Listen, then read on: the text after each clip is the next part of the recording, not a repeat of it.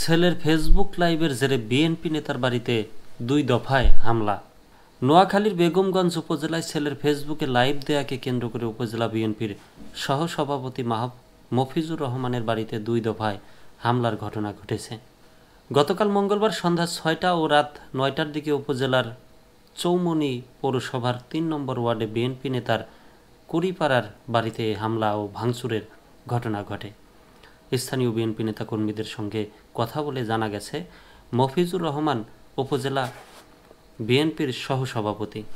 সম্প্রতি তার বড় ছেলে দাউদুর রহমানকে উপজেলা ছাত্রদলের সদস্য সচিবের পদ থেকে বহিষ্কার করা হয়।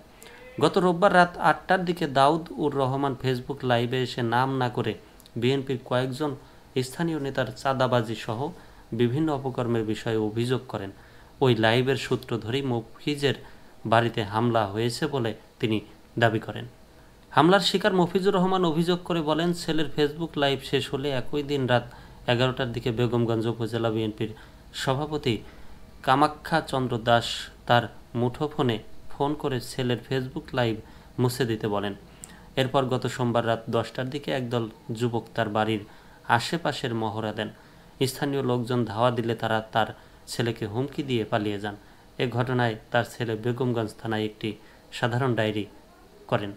মফিজুর রহমানের অভিযোগ, গতকাল মঙ্গলবার সন্ধ্যা 6টার দিকে 20 থেকে 25 জন যুবক দেশীয় অস্ত্রসহ নিয়ে তার বাড়িতে হামলা চালান। ওই সময় তারা তার বসত ঘরের দরজা জানালা, 3টি মোটরসাইকেল, আসবাবপত্র, টিনের বেড়া ভাঙচুর করেন। সন্ত্রাসীদের হামলায় তার ছেলে দাউদ, স্ত্রী পারভিন সহ পরিবারের 5 জন আহত হয়েছেন। অভিযোগের বিষয়ে জানতে চাইলে উপজেলা বিএনপির সভাপতি কামাখ্যা চন্দ্র দাস প্রথম আলোকে বলেন, তিনি বিএনপি নেতা মফিজুর রহমানকে ফোন করেননি কিংবা কোনো ধরনের হুমকিও দেননি।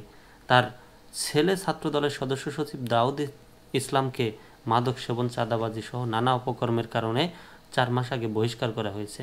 এই কারণে তারা নিজেরা ভাঙচুর করে মিথ্যা অপপ্রচারে নেমেছেন। বেগমগঞ্জ থানার ভারপ্রাপ্ত কর্মকর্তা লিটন দেওয়ান হামলার সত্যতা নিশ্চিত করেন। তিনি বলেন, এটা মনে হয় তাদের দলীয় কোন্দল।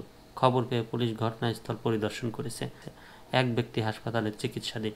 এ ঘটনায় অভিযোগ পেলে তদন্ত করে আইনগত ব্যবস্থা গ্রহণ করা হবে।